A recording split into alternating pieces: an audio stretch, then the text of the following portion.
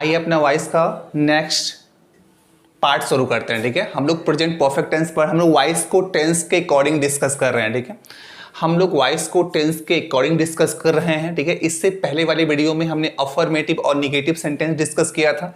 आज हम single interrogative और डबल इंट्रोगेटिव डिस्कस करने जा रहे हैं। राइट, अगर आपने अभी तक हमारे इससे पहले वाली वीडियोस नहीं देखी है तो उसे आप देखिए। ओके, ताकि आपको सारे कॉन्सेप्ट क्लियरली समझ में आ जाएं। ओके, तो अगर आपने इससे पहले वाली वीडियोस नहीं देखी है तो उन सारे वीडियोस को देखिए। राइट, उन्हें अगर आपको उन्हें पसंद आए तो उसे लाइक करिए, सब्सक्राइब करिए और शेयर करिए। ठीक है, तो आइए शुरू करते हैं। Right, voice present perfect tense single interrogative sentence. Okay, इसका रूल क्या है? Has have present perfect tense. Okay, perfect tense की जो प्रेजेंट परफेक्ट टेंस होती है उसकी हेल्पिंग वर्ब होती है हैज या हैव। ओके, राइट, तो हैज हैव वो डिपेंड करता है आपके सब्जेक्ट पे। सब्जेक्ट अगर आपका सिंगुलर होगा तो हेल्पिंग वर्ब क्या होगी? हेल्पिंग वर्ब आपकी हैज होगी। सब्जेक्ट अगर आपका प्लूरल होगा तो हेल्पिंग वर्ब क्या होगी? हैव होगी। उसके बाद हम क्या करेंगे? उसके बाद हम यूज करेंगे सब्जेक्ट का। ओके, फिर हम क्या करेंगे? बीन को यूज करेंगे और फिर क्या करेंगे? हम third form of the verb का यूज करेंगे। ओके, अगर आपका सेंटेंस परफेक्ट है, अगर आपका टेंस परफेक्ट है, परफेक्ट टेंस में हमेशा third form of the verb का ही यूज किया जाता है।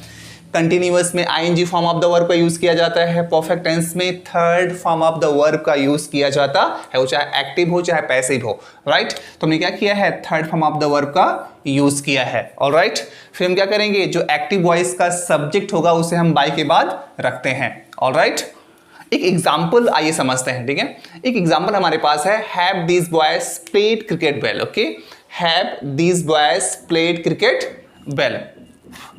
राइट, अब क्या है? दीज बॉयज आपका प्लूरल सब्जेक्ट है, उसके अकॉर्डिंग हेल्पिंग वर्ब क्या आया है? हैव आया है। वंस अगेन, दीज बॉयज आपका प्लूरल सब्जेक्ट है, उसके अकॉर्डिंग हेल्पिंग वर्ब क्या आई है? हैव आई है। ओके, प्लेड आपका third form of the verb है।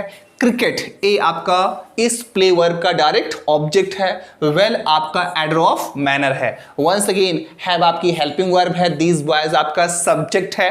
ओके, प्लेड आपका third form of the verb है, क्रिकेट आपका डायरेक्ट ऑब्जेक्ट है, वेल आपका एडवर्ब ऑफ मैनर है। ऑलराइट, इस सेंटेंस को पैसिव में आइए बनाते हैं। ओके, तो एक्टिव वॉइस का ऑब्जेक्ट, ओके, एक्टिव वॉइस का ऑब्जेक्ट ही पैसिव वॉइस में क्या होता है? पैसिव वॉइस में सब्जेक्ट होता है। ओके, तो क्रिकेट यहां पर क्या है? सब्जेक्ट है। लेकिन राइट, हमारा सेंटेंस क्या है? सिंगल इंटरोगेटिव सेंटेंस है। तो सिंगल इंटरोगेटिव सेंटेंस में हमेशा सब्जेक्ट से पहले उसकी हेल्पिंग वर्ब क्या करते हैं?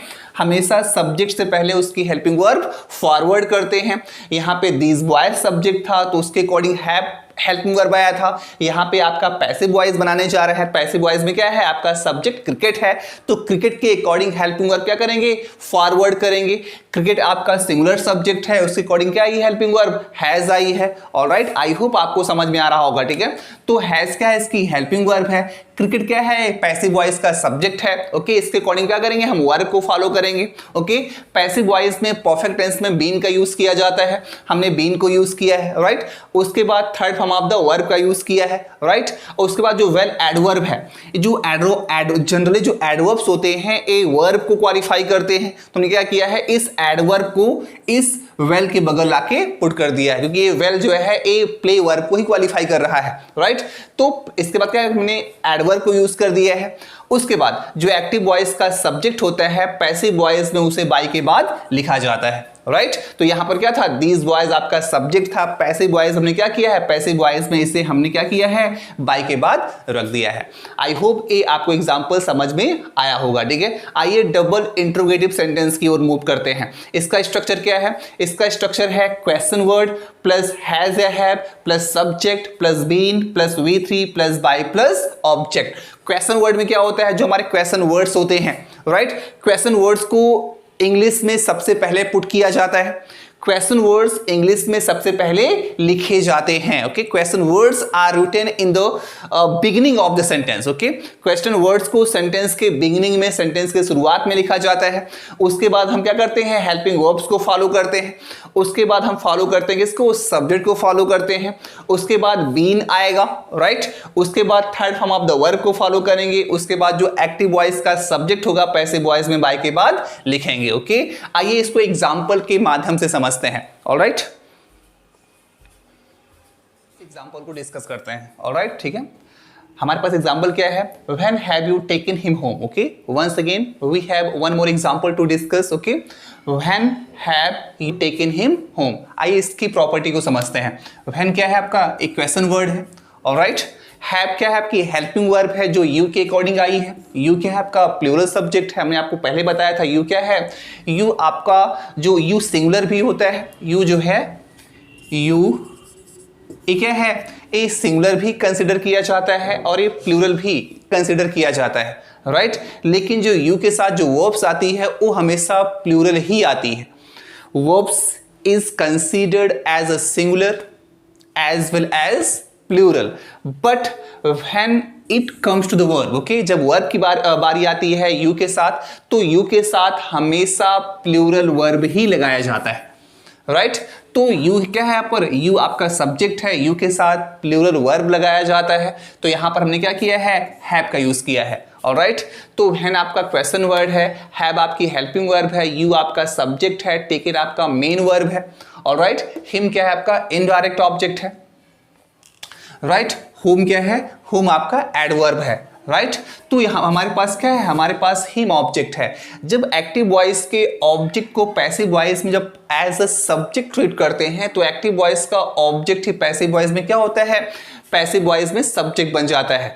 लेकिन हमारा सेंटेंस क्या है, क्या है, डबल इंटरोगेटिव है, राइट। इसको भी माइंड में रखना होगा। तो डबल इंटरोगेटिव सेंटेंस में होता क्या है, डबल इंटरोगेटिव सेंटेंस में क्वेश्चन वर्ड को सबसे पहले लिखते हैं। ओके, तो व्हेन हमारा क्वेश्चन वर्ड है, क्वेश्चन वर्ड को हम सबसे पहले पुट करेंगे। Alright, when. ओके, अब हम क्या करेंगे, हिम के अकॉर्डिंग, क्योंकि हिम ही पैसिव वॉइस में क्या बना है, सब्जेक्ट बना है, तो हिम के अकॉर्डिंग हम क्या लगाएंगे, हेल्पिंग वर्ब लगाएंगे। तो हिम जब पैसिव वॉइस में एज अ सब्जेक्ट ट्रीट किया जाएगा, तो हिम का क्या हो जाएगा, हिम का ही हो जाएगा। ही हमेशा सिंगुलर कंसिडर किए जाते हैं, राइट। तो क्या होगा इसके अकॉर्डिंग, ही के अकॉर्डिंग हमारा जो हेल्पिंग वर्ब होगा वो क्या होगा, हैज हो जाएगा,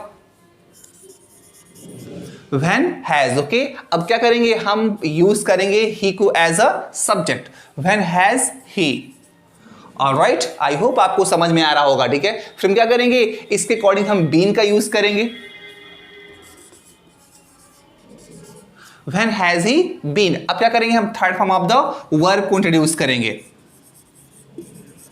when has he been taken. Okay, home.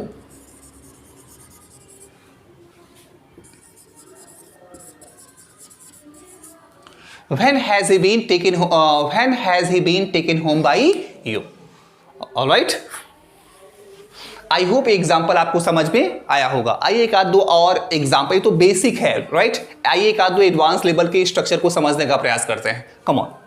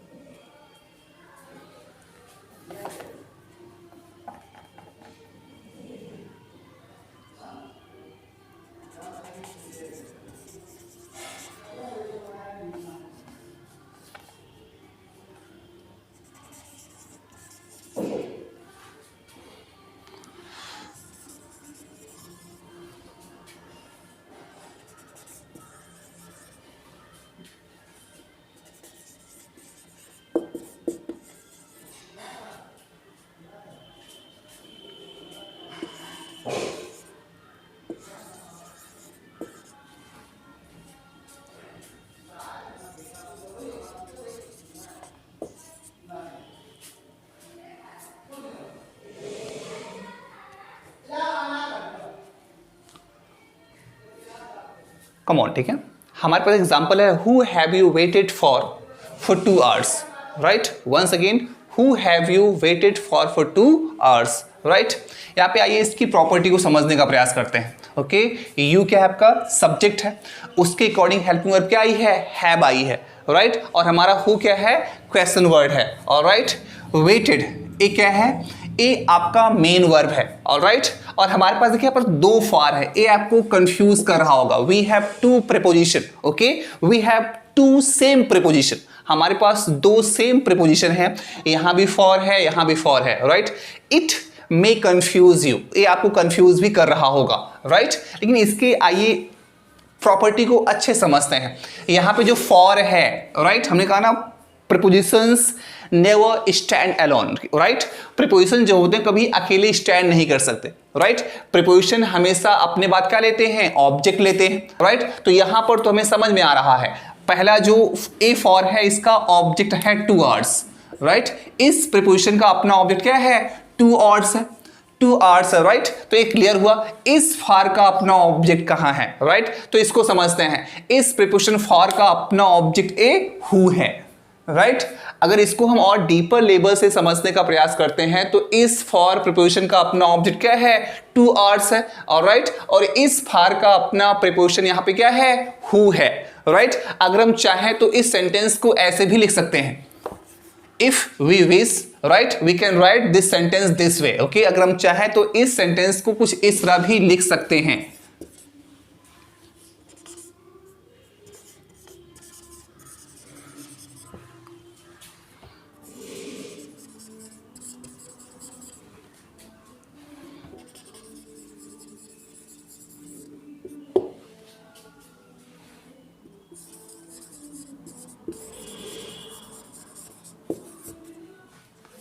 Right, ये भी सही है।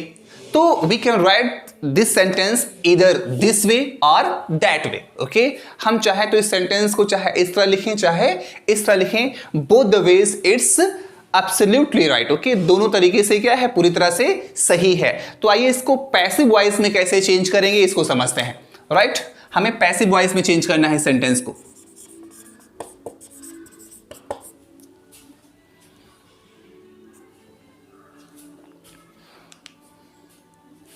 राइट, बेसिकली जो वेट वर्ब होता है वो क्या होता है, इंट्रांजिटिव होता है। क्या होता है, जो वेट वर्ब होता है वो इंट्रांजिटिव होता है। लेकिन हमने कहा ना, हम क्या करते हैं, प्रीपोजिशन की मदद से इस वर्ब को ट्रांजिटिव भी बना सकते हैं। जब इसके बाद प्रीपोजिशन फॉर आएगा तो फॉर के बाद अपना कोई ऑब्जेक्ट भी होगा, राइट। तो क्या करते हैं, हम प्रीपोजिशन की मदद से इस वर्ब को ट्रांजिटिव भी बना सकते हैं या बनाते हैं, राइट। अगर देखा जाए तो यहां पर हु क्या है, क्वेश्चन वर्ड है, राइट। लेकिन क्वेश्चन वर्ड के साथ साथ ए एक रोल और प्ले कर रहा है। ए इस फॉर प्रीपोजिशन का ऑब्जेक्ट है और वेट फॉर क्या है, एक as a phrasal preposition treat किया जा रहा है। Wait for as a phrasal preposition treat किया जाएगा, राइट। और जो हु वर्ड है ये अपना इस प्रीपोजिशन का, इस जो फ्रेजल वर्ब है इस वर्ब का अपना ऑब्जेक्ट है। तो कहीं ना कहीं अगर हम इसको समझें तो यहां पर जो हु वर्ड है ये डबल रोल प्ले कर रहा है। एक तो ए रोल प्ले कर रहा है क्वेश्चन वर्ड का, और दूसरा ए सेंटेंस का ऑब्जेक्ट का रोल भी क्या कर रहा है, प्ले कर रहा है, ऑलराइट। तो इसको पैसिव वॉइस हम बनाएंगे तो ये सेंटेंस कुछ इस तरह से होगा, राइट। तो यहां पे क्या है, ए हु सेंटेंस का ऑब्जेक्ट भी है, राइट, और ये क्या है, क्वेश्चन वर्ड भी है, राइट। तो अगर इस सेंटेंस को हम पैसिव वॉइस में चेंज करेंगे तो एक्टिव वॉइस का जो ऑब्जेक्ट होता है वो पैसिव वॉइस में क्या होता है, वो पैसिव वॉइस में सब्जेक्ट बन जाता है, राइट। अगर इसको हम पैसिव वॉइस में चेंज करेंगे तो हमारा एक क्वेश्चन वर्ड ही क्या बनेगा, सेंटेंस का सब्जेक्ट बन जाएगा, राइट। Who, okay. अब हु क्या है, सिंगुलर सब्जेक्ट है, इसकी कॉलिंग वर्ब क्या आएगी, हैज आएगी। Who has, all right? Who has been? Who has been waited for? Who has been waited for 2 hours?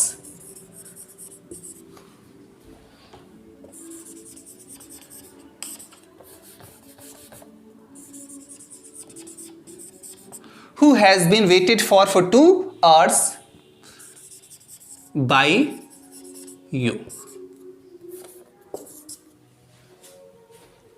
अब यहाँ पे देखिए जो फॉर है क्या है, बेसिकली फॉर यहाँ पे 2 बार फॉर का यूज किया है, राइट, इसको हमने आपको समझाया है।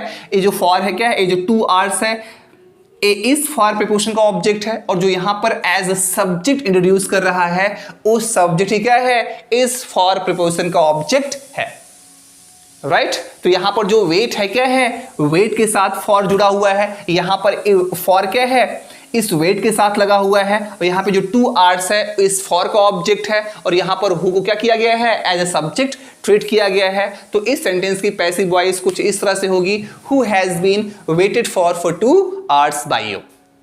ऑलराइट, आई होप एग्जाम्पल आपको समझ में आया होगा। ओके, आइए एक आध कुछ और इंटरेस्टिंग एग्जाम्पल डिस्कस करते हैं। Come on.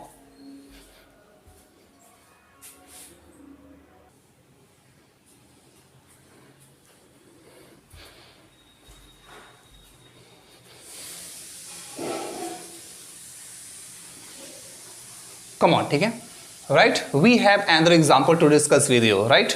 Right? Which of these boys has prevented Saurabh from going to school? ये हमारा सेंटेंस, इसको पैसिव वॉइस में चेंज करना है, right? तो पहले आइए इसको हम इसकी प्रॉपर्टी को अच्छे से समझते हैं। क्लियर?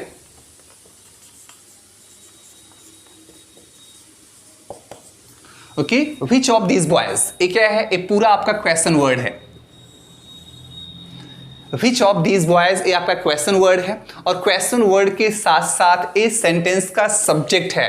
देखिए उसके according, which of these boys के अकॉर्डिंग क्या किया हमने, हैज हेल्पिंग वर्ब का यूज किया है, राइट। तो इस बात को हमें समझना है कि यहां पर एक क्वेश्चन वर्ड तो है, which of these boys is the question word, okay, right, as well as the subject of the sentence, okay। question word यहां पर आपका जो है क्या है, यहां पर which of these boys question word तो है, question word के साथ साथ sentence का subject भी है, इसीलिए हमने इसके अकॉर्डिंग यहां पर हेल्पिंग वर्ब हैज का यूज किया है। तो हमें इस बात को समझना है, यहाँ पे these boys है फिर भी हैज का यूज क्यों हुआ है, राइट। आपको सब्जेक्ट ए प्लूरल लग रहा होगा, लेकिन एक्चुअली ए सिंगुलर सब्जेक्ट है, ओके। अगर आपके सेंटेंस का सब्जेक्ट ओके कंपाउंड हो, okay, I mean of preposition की मदद से लिखे गए हों, तो हमेशा प्रीपोजिशन के पहले जो वर्ड होता है उसके अकॉर्डिंग वर्ब का यूज किया जाता है, ओके। वंस अगेन, अगर सेंटेंस का सब्जेक्ट आपका कंपाउंड हो, राइट, या ओ प्रीपोजिशन की हेल्प से फॉर्म किया गया हो, या प्रीपोजिशन की हेल्प से बनाया गया हो, तो हमेशा प्रीपोजिशन के पहले आए हुआ जो वर्ड होता है उस वर्ड के अकॉर्डिंग हम क्या करते हैं, सेंटेंस के सब्जेक्ट को हम उस वर्ड के अकॉर्डिंग हम क्या करते हैं, उसके वर्ब को लिखते हैं। तो यहां पर जो हैज हेल्पिंग वर्ब का जो यूज हुआ है वो व्हिच के अकॉर्डिंग हुआ है, राइट। और व्हिच क्या है आपका सिंगुलर सब्जेक्ट है, सॉरी व्हिच को सिंगुलर माना जाता है, तो व्हिच के अकॉर्डिंग क्या आ जाएगा, यहां पर हैज आ जाएगा, राइट। और नॉर्मली व्हिच का यूज ह्यूमन बींग्स के लिए नहीं होता, ह्यूमन बींग्स के लिए हम हुम या हु का यूज करते हैं, लेकिन जहां पे सिलेक्शन, जहां पे चूज या जहां पे चॉइस, जहां पे चॉइस या सिलेक्शन की बात आती है, वहां पर हम हु या हुम को ना लिखकर हम व्हिच को प्रीफर करते हैं, राइट। तो यहां पर कहीं ना कहीं सिलेक्शन का ही बात है। Which of these boys, okay, इन लड़कों में से किस लड़के ने आपको सौरभ को स्कूल जाने से रोका है, राइट। तो यहां पर 2 4 5 लड़के होंगे और उसमें से किसी एक को हमें चूज करना है, राइट। किसी एक लड़के ने ही सौरभ को स्कूल, इस पर सेंटेंस का मतलब समझिए, राइट। क्या कह रहा है, which of these boys has prevented Saurabh from going to school. By the way 3 or 4 boys standing in front of me, right. One of them has prevented me from going to school, okay. उसमें से किसी एक ने मुझे school जाने से रोका है, उसमें से किसी एक ने सौरभ को स्कूल जाने से रोका है, राइट। तो यहां पर बात किसकी है, सिलेक्शन की है, राइट। तो जहां पर सिलेक्शन की बात आती है वहां पर हम हु हुम की जगह व्हिच का यूज करते हैं for the human beings, right. तो यहां पर व्हिच का यूज किया गया क्योंकि यहां पे दीज बॉयज में से किसी एक को चुनना है, राइट। किसी एक लड़के ने ही सौरभ को स्कूल जाने से रोका है, राइट। तो उस सिचुएशन में हम क्या करेंगे, व्हिच का यूज करेंगे, ना कि हु या हुम का यूज करेंगे। ऑलराइट, आई होप आपको समझ में आ रहा होगा, राइट। तो यहाँ पे विच के अकॉर्डिंग क्या हुआ है, हेल्पिंग वर्ब हैज का यूज हुआ है, ऑलराइट। उसके बाद हमने क्या किया है, third form of the verb का यूज किया है। उसके बाद सेंटेंस का ऑब्जेक्ट आया हुआ है, right. Which of these boys has prevented Saurabh, okay. अब क्या है, फॉर आपका प्रीपोजिशन है या गोइंग टू स्कूल क्या है, इस प्रीपोजिशन का अपना ऑब्जेक्ट है, राइट। तो सेंटेंस का जो ऑब्जेक्ट है कौन है, वो सौरभ है। सौरभ क्या है, वो सेंटेंस का अपना ऑब्जेक्ट है। जब पैसिव वॉइस में चेंज करेंगे तो इसकी पैसिव वॉइस कैसी होगी ये समझते हैं, राइट। तो यहां पर विच ऑफ दीज बॉयज क्या है, इस सेंटेंस का सब्जेक्ट है और क्वेश्चन वर्ड भी है। जब इसको हम पैसिव वॉइस में लिखेंगे तो इस सेंटेंस के सब्जेक्ट को पैसिव वॉइस में बाय के बाद लिखा जाएगा, राइट। अब जनरली जो वर्ड्स हम बाय के बाद लिखते हैं उसे सेंटेंस के अंत में लिखा जाता है, लेकिन व्हिच ऑफ दीज बॉयज इस सेंटेंस के बिगिनिंग में आएगा, क्योंकि इंग्लिश में क्वेश्चन वर्ड्स को सबसे पहले लिखा जाता है। तो हमारा क्वेश्चन वर्ड ही क्या है, सेंटेंस का सब्जेक्ट है, इसलिए by which of these boys को हम सेंटेंस के बिगिनिंग में लिखेंगे, okay.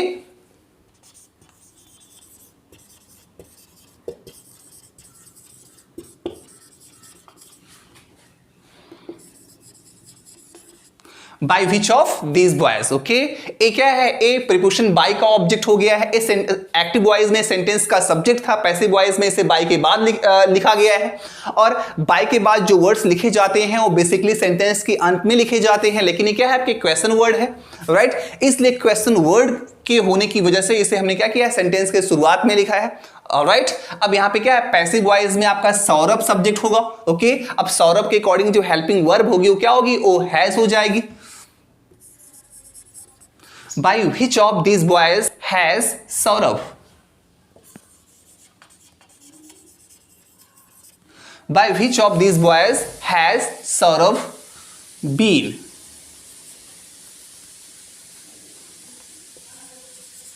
Been prevented? By which of these boys has Saurabh been prevented from going to school? That's it, okay।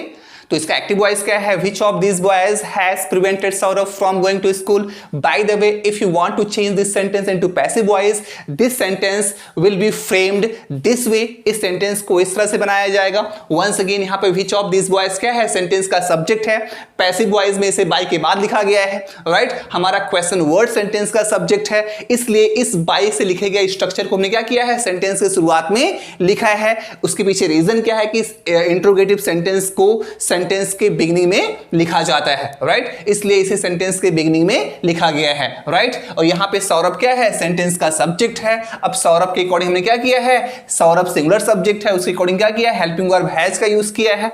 उसके बाद बीन का यूज किया है, फिर third form of the verb का यूज किया गया है। उसके बाद रेस्ट ऑफ द सेंटेंस को एज इट इज फ्रेम कर दिया गया है, लिख दिया गया है। आई होप एग्जाम्पल आपको समझ में आया होगा। Bye the way, if you don't understand anything you can comment me, okay. आप मुझे कमेंट करिए, I will reply, right. I will clear your doubts, हम आपके डाउट्स को क्लियर करेंगे। बाय द वे, अगर ये वीडियोस आपको अच्छी लगी हो तो प्लीज लाइक करिए, शेयर करिए और don't forget to subscribe my YouTube channel, okay. Thanks for watching.